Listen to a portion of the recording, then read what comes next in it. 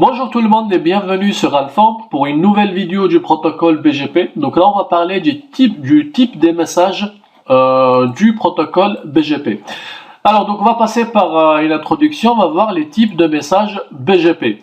Alors donc comme tout protocole de routage, donc on l'a vu pour le protocole OSPF, on l'a vu pour le protocole UJRP, donc il y a toujours des paquets qui sont échangés entre les routeurs après la configuration d'un protocole de routage. Alors donc c'est pareil pour le protocole BGP. Alors les messages maintenant qui sont échangés après la configuration du protocole BGP, donc il y a différents messages qui existent. Alors on va commencer par l'Open Packet.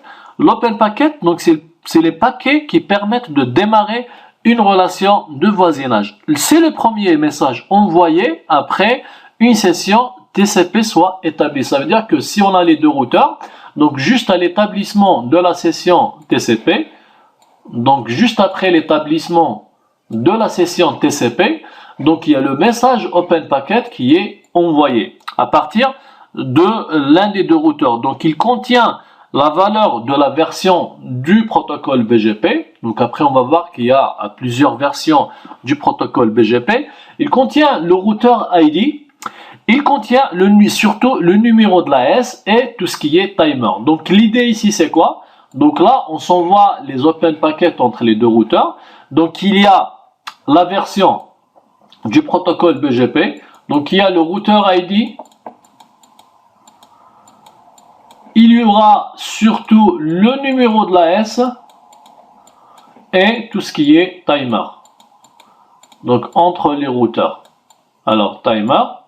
Donc tout ce qui est timer entre les routeurs. Donc il faut que vraiment ça matche ces quatre valeurs entre ces deux routeurs. D'accord? Donc il faut que ça soit la même version entre les deux routeurs. Le routeur ID par contre là, c'est un peu spécial. Donc il faut qu'il y ait deux routeurs ID différents. Donc c'est logique. On ne peut pas avoir la même adresse IP entre les deux routeurs. Après, pour la S, donc on va voir après qu'il y a deux types de configuration pour le protocole BGP. Donc il y a ce qu'on appelle les EBGP et les IBGP, d'accord? Intérieur et extérieur BGP. Alors les timers, donc il faut que ça soit les mêmes aussi. Donc c'est plus logique d'avoir les mêmes timers. Donc la fréquence d'envoi des paquets hello entre les routeurs ou bien les messages keep live entre les routeurs. Pour vérifier la disponibilité du routeur qui est en face. Alors maintenant, les messages keep live. Les messages keep live, donc c'est les messages qui permettent de maintenir une relation BGP. Donc là, on va dire c'est l'équivalent des paquets hello dans les protocoles qu'on a vu déjà. Donc le protocole OSPF et le protocole UJRP. Donc pour BGP, ça s'appelle les messages keep alive. Et comme BGP, donc il n'envoie les messages ou bien les mises à jour de routage que lorsque c'est nécessaire, ça veut dire que lorsqu'il y a un changement, par exemple un réseau qui tombe down, alors donc il est fort probable que les routeurs ne discutent pas pendant longtemps. Ça veut dire s'il n'y a pas de changement, les routeurs ils vont pas discuter. Et ça c'est bien, on peut le voir comme un avantage. Parce qu'il n'y aura pas de consommation de bande passante. Donc pour s'assurer que la relation de voisinage tient toujours et que le voisin est toujours là, donc on a les messages de keep live qui vont jouer ce rôle. D'accord? Alors le temps entre deux keep live représente un tiers du hold down timer max. Ça veut dire quoi? Ça veut dire que si j'ai le hold down par exemple à 30 secondes, c'est juste un exemple, parce que c'est des valeurs qu'on peut changer. Donc la fréquence d'envoi des paquets keep live, ça va être combien? Ça va être chaque 10 secondes. D'accord? C'est un tiers. Donc la fréquence d'envoi des paquets keep live, c'est toujours un tiers du timer hold down. D'accord? Alors, donc par défaut maintenant, si on veut voir les valeurs par défaut, donc par défaut, les valeurs qui sont utilisées pour le hold down timer, c'est 180 secondes. 180 secondes, ça veut dire quoi? Ça veut dire 3 minutes. D'accord? Donc là, on voit bien, ça justifie la lenteur du protocole BGP. D'accord? C'est pas toutes les 2 secondes qu'on envoie les paquets keep live. Donc là, si on veut suivre cette formule, Le 1/3 de ça, c'est combien? C'est 60 secondes. Ça veut dire que les routeurs par défaut BGP s'envoient chaque minute, il va attendre 1 minute pour envoyer un message Keep Live. D'accord? Ça veut dire que si vous perdez une relation et un problème au niveau de ce lien, le routeur il va attendre 1 minute pour dire qu'il n'est plus joignable. D'accord? Pour savoir qu'il n'est plus joignable. Alors maintenant, on arrive au message update. Donc les messages update, c'est les messages qui permettent d'annoncer de nouvelles routes. Ça veut dire quoi? Ça veut dire qu'au moment où je vais configurer la commande qui permet d'annoncer les routes, donc le routeur il va mettre à jour son voisin avec les réseaux qu'il connaît déjà. Bien sûr, si on va les inclure dans le protocole BGP.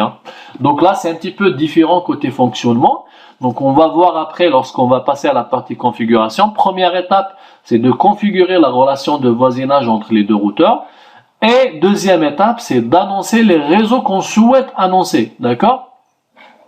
Alors les réseaux maintenant, ces réseaux sont annoncés avec les paquets update. Donc là, on peut dire que c'est les messages qui permettent d'annoncer les nouvelles routes. Donc quand on annonce une nouvelle route, on donne l'AS path. Donc il s'agit du chemin que va emprunter le paquet pour arriver à sa destination. Maintenant, si le routeur qui reçoit la route pour une destination voit son propre AS dans l'AS path, il va refuser la route. Donc là, c'est pour éviter les boucles de routage. Ça, c'est des choses qu'on va voir après plus en détail, d'accord? Donc là, c'est un petit peu pour vous donner une idée. C'est ce routeur, par exemple, il va annoncer sa route avec un AS 100, par exemple. Et ce routeur, il va trouver au niveau de sa table qu'il y a une route qui mène vers ce réseau avec où il y a ce numéro de l'AS dans ce chemin de l'AS path. L'AS path, c'est la séquence des AS. D'accord? Donc, s'il va trouver le son au niveau de son chemin, il va refuser cette route. Il va dire que c'est une boucle. D'accord? Donc là, c'est une mécanique utilisée pour éviter des boucles. Et là, c'est des choses qu'on va voir en détail après. Donc, pour le moment, le but, c'est juste de comprendre qu'il y a ces 4 messages et le rôle de chaque message. Alors maintenant, on arrive à ce dernier message notification. Donc c'est le message qui informe le voisin qu'il y a un problème. D'accord? La relation BGP est arrêtée et la session TCP aussi est arrêtée et le routeur repasse en mode idle. D'accord? Donc ça veut dire que si on reçoit une notification à partir de notre routeur, ça veut dire qu'il y a un problème de la relation BGP.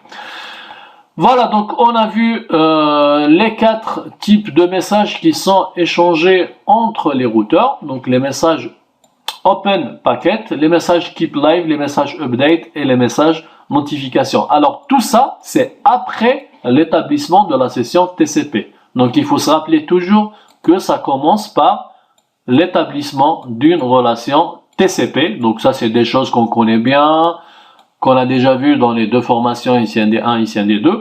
Et donc, après l'établissement de cette session TCP, ça passe aux 4 messages avant d'établir la relation BGP entre les 2 routeurs. D'accord? Sachant que ces 2 messages sont, pareil, envoyés après l'établissement de la relation BGP. Voilà, donc j'espère que ça a été clair pour vous cette partie message BGP et je vous donne rendez-vous pour la vidéo prochaine.